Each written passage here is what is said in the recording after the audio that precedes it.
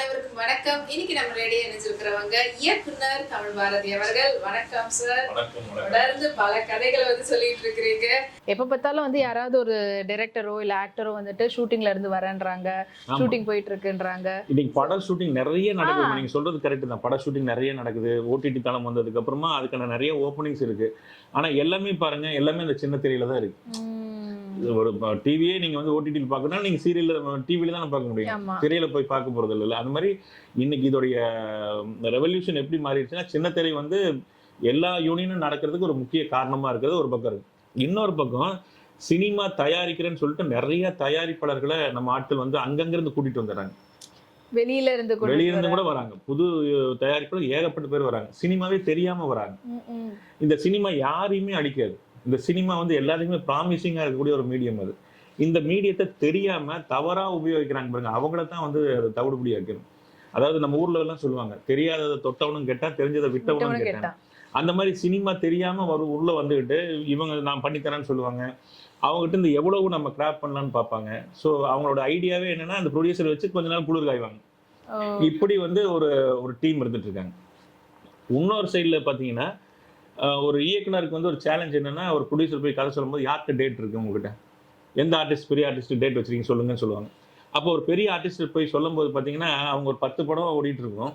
ஒரு 2-3 படம் இந்த மாதிரியான சின்ன படங்களை ஒத்துப்பாங்க. ஏன்னா பணத்துக்காக மட்டும். மேக்சிமம் ஒரு புது கம்பெனின்னு வச்சுங்களேன், பெரிய அட்வான்ஸ் கேட்பாங்க. ஒரு பெரிய கம்பெனியா இருந்தால் பெரிய அட்வான்ஸ் கேட்கறது வேற.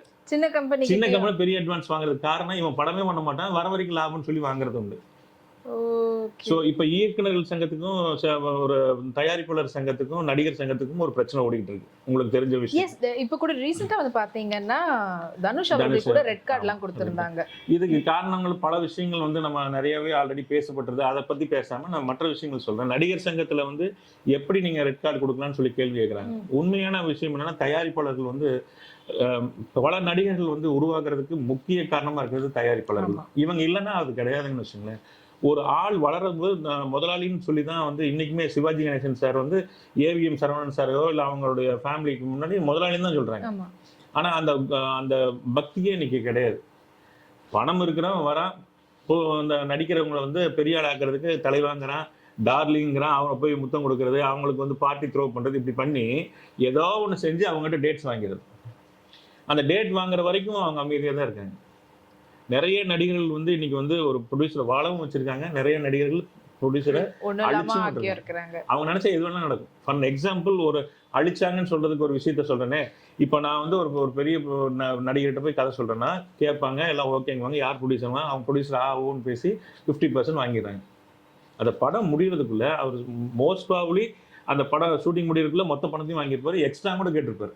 ஓகே, அடுத்த படம் நீங்க பண்ணுங்க அப்படிங்கிற மாதிரிலாம் வார்த்தை ஜாலங்கள்லாம் பேசி வாங்கிடுறாங்க. ஆனா இப்ப அவங்க மத்தவங்களுக்கு கொடுக்கறதுக்கும் அது படத்தை கம்ப்ளீட் பண்றதுக்கும் திணறுவாங்க. அது வட்டிகள் ஏறிட்டே போகும், ரிலீஸ் பண்ண முடியும். இப்ப நீங்க யோசிச்சு பாருங்க, ஒரு 5 கோடி ரூபாய் படம் பண்ணலாம் நினைச்சவன் இப்ப எக்ஸஸா செலவு பண்ணி அது 7 கோடி 8 கோடி ஆயிரும். இல்ல இப்போ பாத்தீங்கன்னா, நிறைய படங்கள் ஒரு காலத்துல வந்துகிட்டு இருந்தது. எல்லா படத்தையும் நம்ம தியேட்டர்ல பாத்துட்டு இருந்தோம். ஆனா இப்ப வரக்கூடிய படங்கள் ஒரு வாரத்துக்கு 4 படம் 5 படம் அந்த நம்பரை கரெக்டா வச்சுக்கிற மாதிரி இருக்குது. ஆனா எல்லா படமும் தியேட்டர்ல நல்லா ஓடுதான்னு பார்த்தா, பெரிய ஸ்டார்னுடைய படம் ஒண்ணுமே இல்லைன்னா கூட அது நல்லபடியா ஓடுது, தியேட்டருக்கு மக்கள் வராங்க. ஆனா ஒரு நல்ல படமா இருந்து, ஆனா அது லோ பட்ஜெட் படமா இருந்தா பெரிய அளவுல ஓட மாட்டுது. அது ஓடிடி வந்ததுக்கு அப்புறம் அடையாளப்படுத்தப்படுது.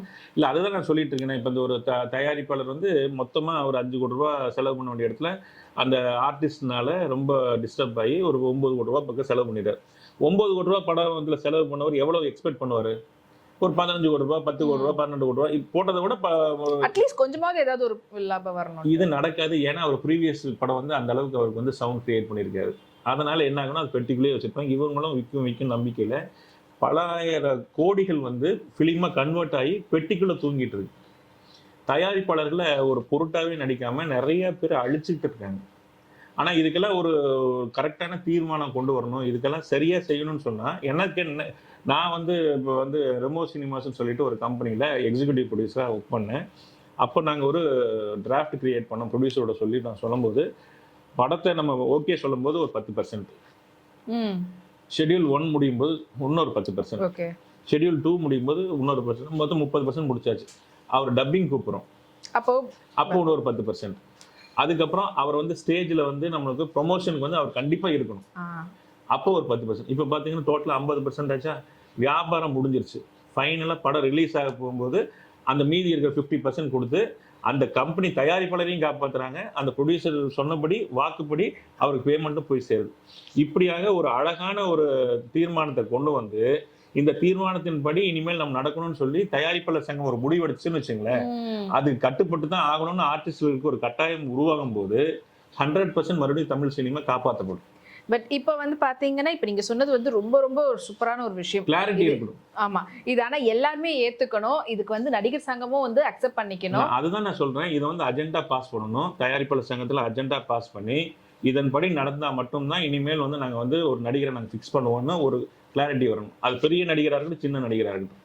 அப்ப என்ன மற்ற மொழி லாங்குவேஜ்ல இருந்து ஏன்னா ஒரு தயாரிப்பாளர் வந்து கடைசியா வந்து மனைவியோட தாலி வரைக்கும் போய் அடகு வச்சு கொண்டு வராரு.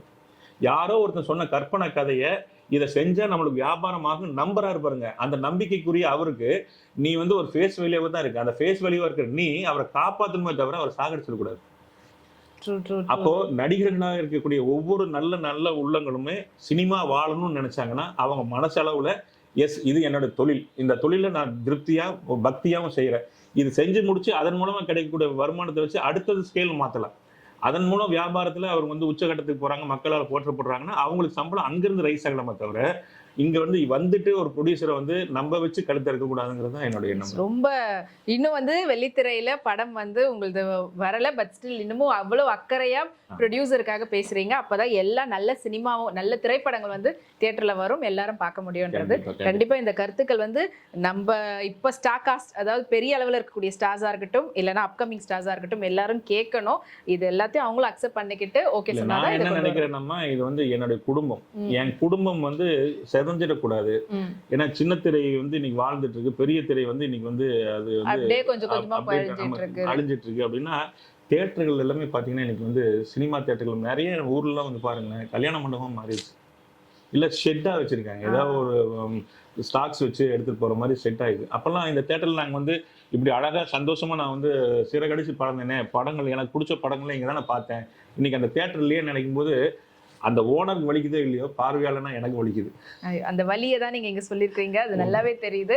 ஸோ பார்த்துட்டு இருக்கிறவங்களுக்கும் கண்டிப்பா அந்த வலி அவங்களுக்கு கனெக்ட் ஆகும்னு நினைக்கிறேன். ஸோ தயவு செய்து இந்த ஒரு சின்ன கோரிக்கையை கூடிய சீக்கிரத்துல நிறைவேற்றினா எல்லாருக்குமே ரொம்ப ரொம்ப நன்றி. உங்களுடைய கருத்துக்களை பகிர்ந்துட்டு ரொம்ப நன்றி.